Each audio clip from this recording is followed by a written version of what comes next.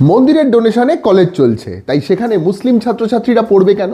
সুতরাং বেরিয়ে পড়ো গেরুয়া ঝান্ডা হাতে, ভেঙে দাও কলেজ গেট, ডেকে পাঠাও ন্যাশনাল মেডিকেল কমিশনকেও, তারপর তাদেরকে দিয়ে বলিয়ে নাও এখানে ডাক্তারি পড়ার পরিকাঠামোই নেই, তাই আমরা এই কোর্সকে বাতিল করছি। Welcome to new Hindustan. এখানে কলেজ ভর্তি হওয়ার ক্ষেত্রে আগে ধর্ম, তারপর যোগ্যতা মাপা হয়।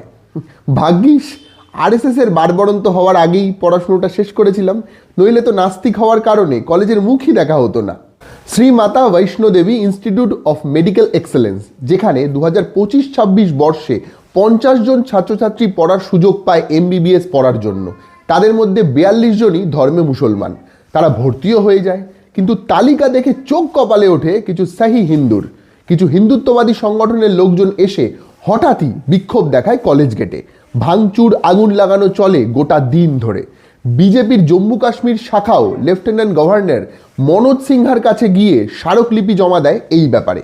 ব্যাস, তারপরই ডাক্তারি কোর্স বন্ধ করা হলো।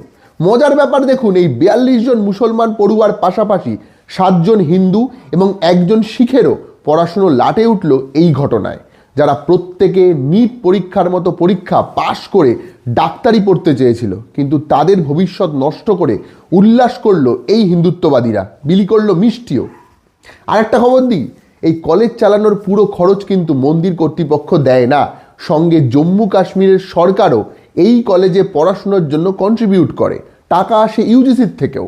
গান্ধী, নেহেরু, রবীন্দ্রনাথ, ভগৎ সিংয়ের আদর্শে তৈরি হওয়া এই অভাগা দেশে মেধার জোরে সর্বভারতীয় নিট পরীক্ষায় উত্তীর্ণ হয়েও এই 50 জন পড়ুয়ার পরিচয় কিন্তু শুধুই হিন্দু আর মুসলমান, ভারতীয় নয়।